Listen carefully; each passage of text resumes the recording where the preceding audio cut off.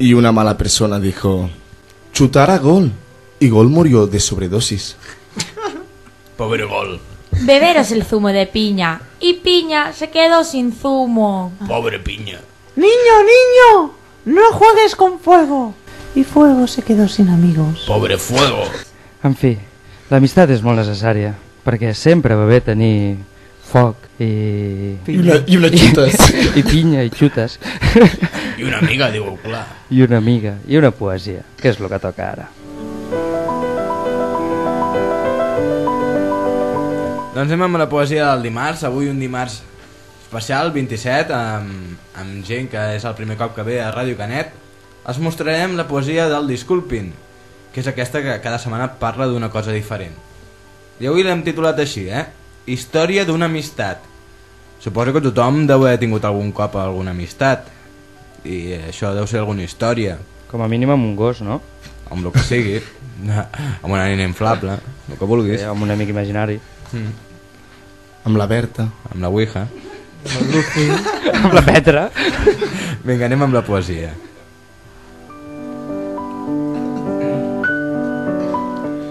Aquesta és la història d'una amistat que ja dura més de 20 anys.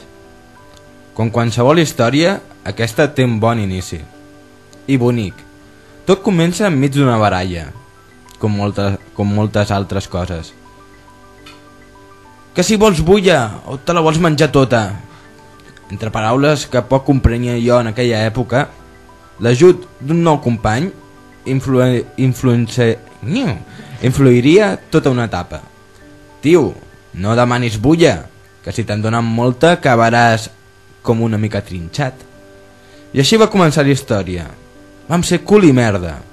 D'un lloc anàvem a un altre i mica en mica anàvem aprenent de les petites coses que et dona la vida.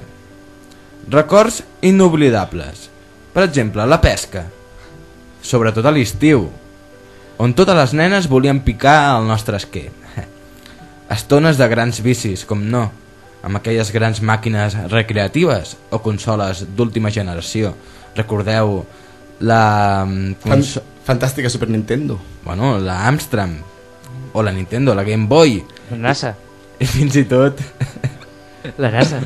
Fins i tot el primer 486. Els porros. Després de tot això, d'aquests vicis, van venir l'esport, que gràcies a l'esport va convertir uns cossos petits i requifits en grans peces de la prestigiosa revista La Playboy.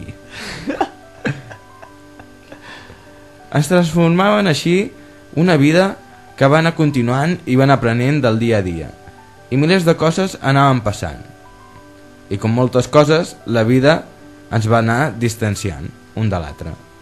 Ell tornà al seu planeta i jo, perdut per la Terra, vaig intentar donar sentit a la meva vida. Vaig fer noves amistats. Aquestes ja us les explicaré en una altra ocasió, però recordeu que qualsevol història d'una bona amistat forma part d'un mateix, i per molts de quilòmetres que et separin, no els oblidis. Recorda i sigues amic d'algú que s'ho mereix, com per exemple el Disculpin les molèsties, que sempre pot ser un gran amic.